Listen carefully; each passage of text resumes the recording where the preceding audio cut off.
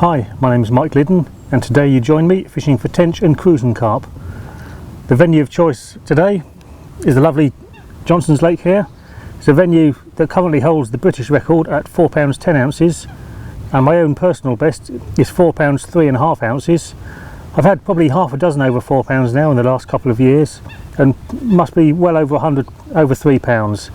It's one of the most prolific venues for big Crucian carp in the country. And the beauty of it is, it's available to just about anyone. It's a very reasonable priced club ticket run by Godalming Angling Society, just down here in Surrey. Today I'll be running through a few of the little methods and tips and tricks I've got for catching the big Crucians, but we'll be running through those in a short while. Right, and now just going to run through the tackle I'm using for the tench and Crucians today. Starting at the other end from the rig. Reel wise, I use a small bait runner reel, purely just for convenience.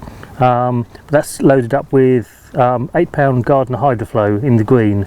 It's a lovely fast sinking high abrasion resistant line, which is absolutely perfect for fishing against all the pads out here, fishing close to them and in and around the weed beds where the fish are living. You need something that's going to withstand rubbing against those when you're playing a fish. That's coupled to a nice light through action soft rod, about 1.25 pounds I'm using here today. Again, you need a nice soft rod to absorb all those lunges from those fish, because you're using small hooks and you don't want to be pulling those out right at the last minute with what could be a potential record fish. If you're using a big stiff rod, right that last second, quick nod of the head and he's gone before he goes in the net. You'd be devastated. So a nice soft through action rod for that. Coming further down the line, I've got about 18 inches of Camflex lead-free leader. It's a lovely soft supple lead-free leader, but very very heavy, and it lays on the bottom perfectly. It's when you've got those fish feeding all around your bait there, they'll be bubbling like mad at times, throwing up loads of bubbles, grubbing around in the bottom. You don't want lines sticking up that they're going to catch a fin on.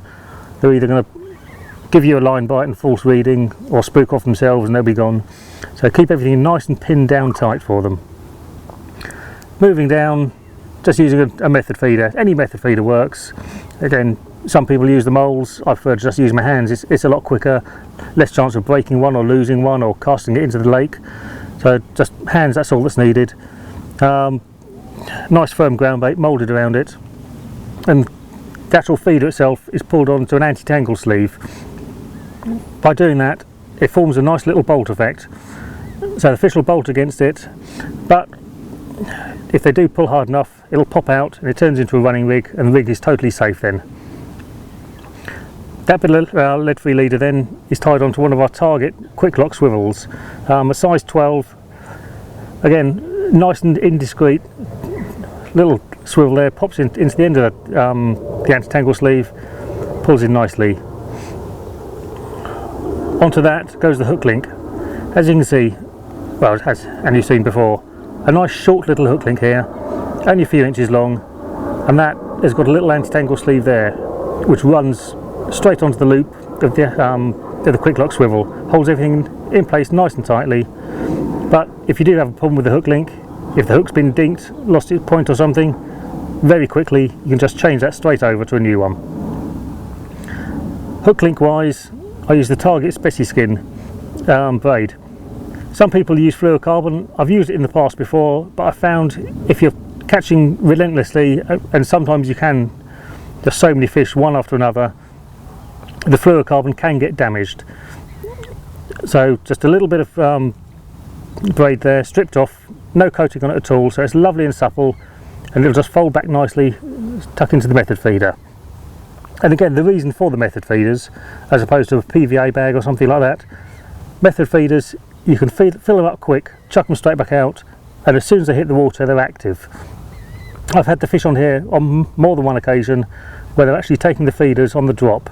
If I was using a PVA bag or a stick or a solid bag or something, it's going to take a couple of minutes before it's melted and fully effective. But with a method feeder, straight away, the fish are on it, bang, and they're gone. Moving down, a lovely little size 14 Target specimen hook there. Perfect little hook for this sort of fishing. They run from size 10s down to 16s. All your fishing, that's all you need really for this sort of fishing. Your tench fishing, cruising fishing, chub, barbel, absolutely perfect. They're a lovely little beak point there, so when you're fishing over gravel or hard bottoms, again, that hook bait can get moved around by the fish and it's not going to dink that point. It's going to be protected, so you're going to keep a nice sharp point on the hook. And lastly, right on the end there, there's two Enterprise fake rubber maggots. They're the buoyant maggots, and two of these with a size 14 hook is perfectly weighted, so that's going to sink down and sit perfectly just on the weight of the hook, with that bait popped up nicely for the fish to pick up. And the beauty of using the artificial baits, as opposed to something like a real caster or sweet corn or pellets, with there's so many fish in the swim there, there's a little fish in here as well, little rudd, little tiny carp in here at the moment, tiny little ones sort of 2 inches long. If you had a real bait on there, they can peck that away, and within minutes you could have no bait left at all and you'd be totally unaware. But with the artificial baits, that bait's going to be there until you either pick up a fish or you wind in. Okay, so here's the finished ground bait. Mixed all together and run through the riddle, and as you can see, it's beautifully fine and fluffy. The actual ground bait itself is a mix of 3 ground baits, all from Sonia Baits. I use the krill, the F1 dark and the super crush green, mixed in equal quantities, and then all mixed together. Rather than with just plain water, I use a 50-50 mix of lake water and the sticky krill pure liquid, the pure krill liquid. It comes out so lovely and fine and fluffy, but when you squeeze it together you get a lovely method ball. But when it's all fine like that, that's how you want it. So when you spom out, you get a lovely big cloud in the water. Start of the session, initially I'll stick out probably about 6 or 8 spoms over each rod, and then throughout the session, every half hour or so, I'll put another 1 or 2 on top of the feed, depending on how many fish I'm catching. Obviously gauge it by how many takes you're getting, and again with the feeders, I'll recast those every half hour or unless I have a fish. Well, here we are, proof of the pudding, right at the last knockings.